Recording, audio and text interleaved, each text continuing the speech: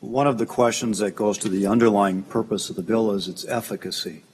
How successful do we expect that this bill would be in reducing crime, particularly gun deaths? That's the primary focus of it.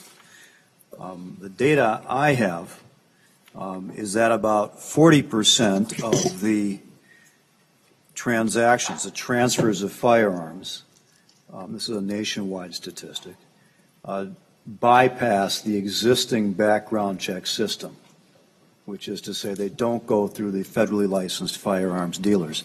So that'd be a bit like going to the airport and trying to get on a plane, and 60% of the people would go through security and the other 40% wouldn't. I don't know anyone in this day and age that would be comfortable getting on the plane under those circumstances. Yet that's what we do essentially with the transfer of firearms. And what backs up this concern is that the statistics, based on an analysis of FBI and the Center for Disease Control data, there are half as many deaths, women shot to death by intimate partners in the states that have universal background check laws. There are half as many law enforcement officers are killed with guns in those states. Half as many suicides by firearm and half as many illegally trafficked guns. So basically, we'd be cutting deaths by suicide, law enforcement officers, and of women in domestic violence situations, we'd be cutting them in half. Statistically, the background, that's what this is telling us, if we pass a bill like this. Now, there actually was a state that gave us the perfect laboratory for analyzing this, and that was Missouri. Because for a long time, Missouri didn't have any background check laws. Then they passed a background check law, and then they unpassed it. They repealed it. And what happened is after they repealed their background checks, they found there were 25% more firearm homicides, and there was a 150% increase in the share of likely trafficked guns. So we've got the data that says that background checks work to prevent gun deaths and reduce gun trafficking. So I would actually say it'd be almost grossly negligent not to take a step like this if we can have this large of an impact on gun deaths by suicide or otherwise in Minnesota. I would like to emphasize that this bill, unlike previous proposals in previous years, this bill does not take every transaction and require it to go through an FFL. It just doesn't. It takes already existing statute in Minnesota, the permit to purchase system, and simply requires that all purchasers get that permit at no charge, and that all sellers view that permit. Now, when they get that permit, they're going to go through the background check conducted by the law enforcement officer or agency. It's going to be an annual basis, as Representative Pinto said. Some of the earlier proposals had it happening as frequently as every 30 days, or having a permit expire every 30 days, and had limits on the number of firearms you could purchase. This proposal is not that restrictive. We've gone a long way toward addressing concerns that were raised by gun owners about this. So it'll be an annual permit only. No charge to get the permit, an unlimited number of firearms that could be purchased with this permit. And one of the things that we did in this bill to address the concerns about going a whole year without having information on people that are purchasing firearms who could have an intervening incident. Maybe they are convicted of domestic assault a month or 6 months after they get that permit to purchase. Without being able to update the background with new permit applications every month or every 6 months, we had to find a different way to get that information. So what we proposed was to beef up the system that reports incidents like this from the courts to the BCA. And that's where this BCA funding item comes in here. It's not a registry. It doesn't submit the names of all the transfers that are going on. In fact, no one would have any aggregate information about all the transfers that are going on. It'd all be private transactions, and they would remain private transactions. The information that is had is contained in the local law enforcement agency, and it's their permit to purchase. The agency would get information periodically about the permit to purchase holders. And if they are checking, they get information from the BCA that says, oh, the court has notified us that there's been a domestic assault conviction.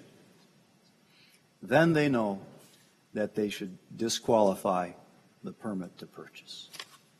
That's where it's basically an IT line in the budget to facilitate keeping the database up to date when there are incidents that would disqualify a person. The definition of long guns was mentioned as a concern, and in fact there is no definition of long guns in this bill because it's not necessary to do so. The bill specifically applies to pistols and, I don't know what Mr. Dorr called these sporting rifles, but the bill says semi-automatic military-style assault weapons, pistols and SAM-saws. I know some people use those for sports, maybe they're calling them sporting rifles, but let's be clear on what they are. They're Kalashnikov AK-47s. They're Colt AR-15s. I mean, these are Uzis, semi-automatic pistol and carbine types. I mean, these are the firearms that are already in statute, already defined in statute 624.717. Subdivision 7. I'm sorry, 624.712, Subdivision 7. And pistols are also defined. So the bill only applies to pistols and SAM-saws. Everything else is not covered by this bill. So we use the catch-all term long guns because it's easier to say than itemizing hunting rifles of all the different types that there are and so on. But let's be clear on what's covered in the bill here.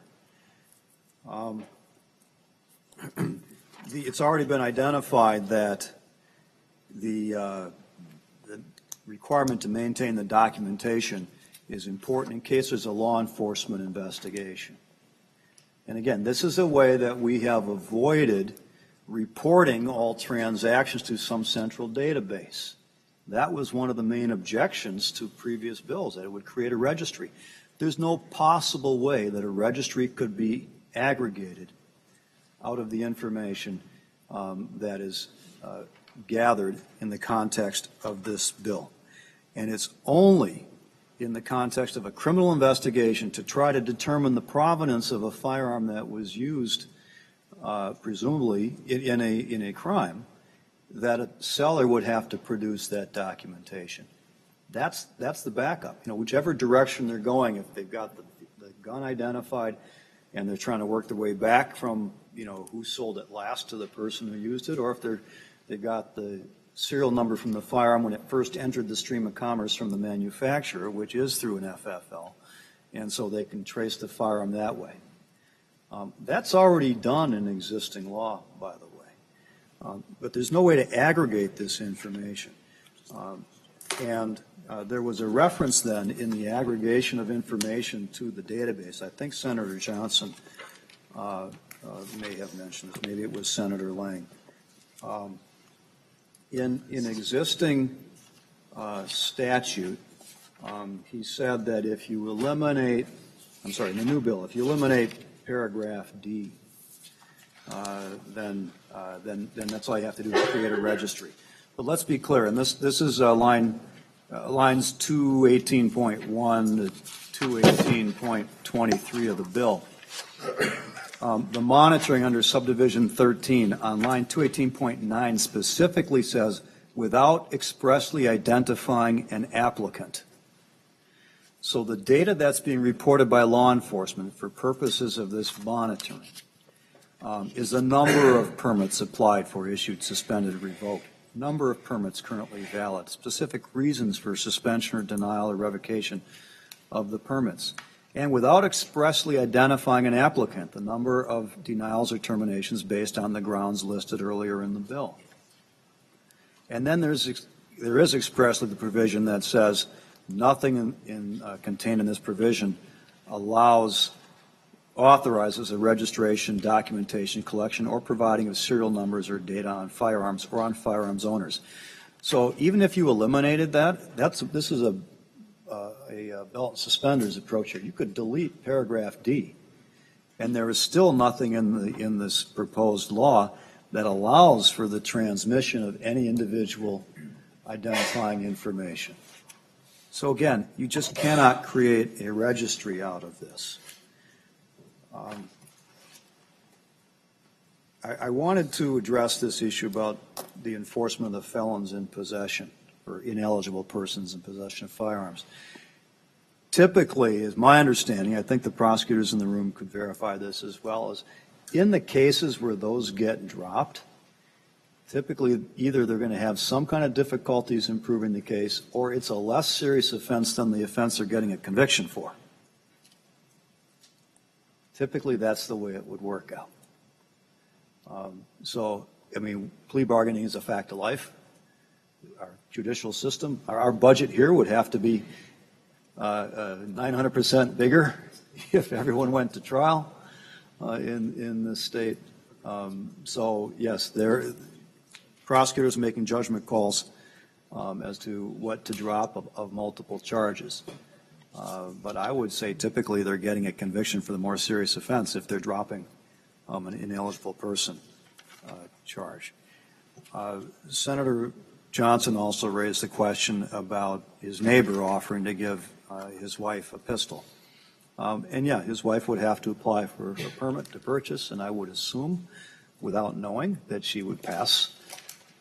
But I don't know it, and the neighbor may or may not know it.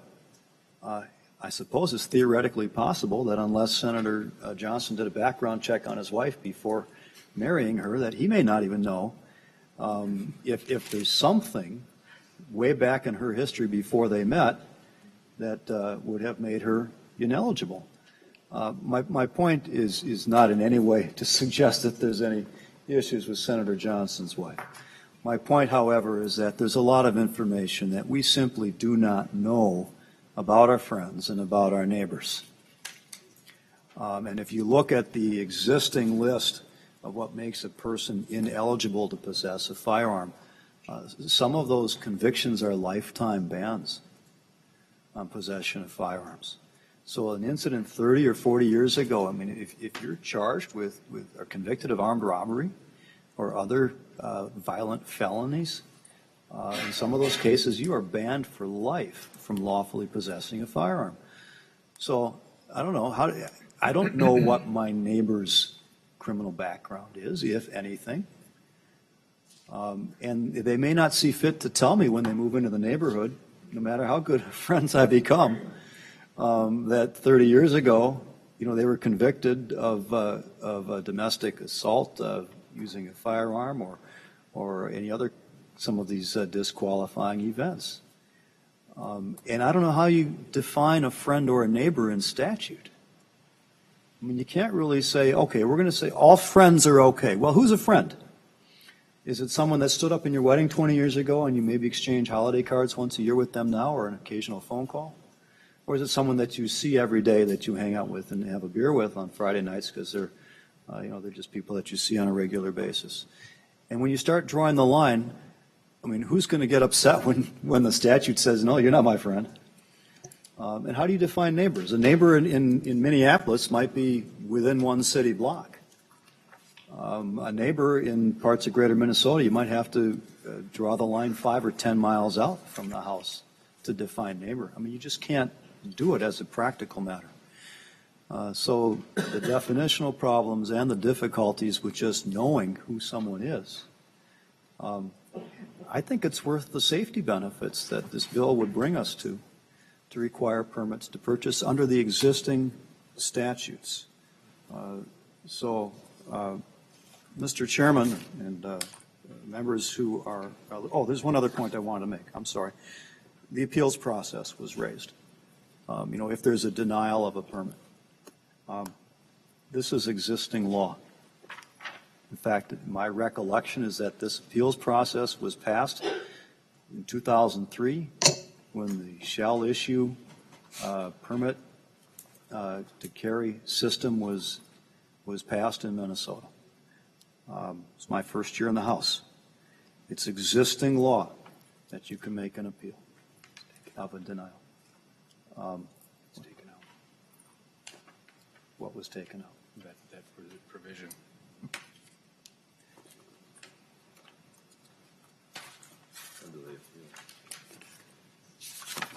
No, that's a new subdivision. So under 624.7132 subdivision 13, there's also an appeals provision in 217.19 that would apply here. So we're dealing with existing laws, nothing new here. Mr. Chairman, I think I'm sorry, not statute 217.19. The bill, line 217.19, which is subdivision 8. And this is not a new language in the bill. It's existing language. Any person aggrieved by denial of a transferee permit may appeal the denial to the district court having jurisdiction over the county or municipality in which the denial occurred. So if there's a concern about that, well, that's the argument is with legislatures for the last 20 years that haven't changed it. I think this is a fairly minimal intrusion on people's freedom. It's a very simple process. It has potential for saving a lot of lives. So I think it's a bill that ought to become law, Mr. Chairman. And thank you, committee, for the time.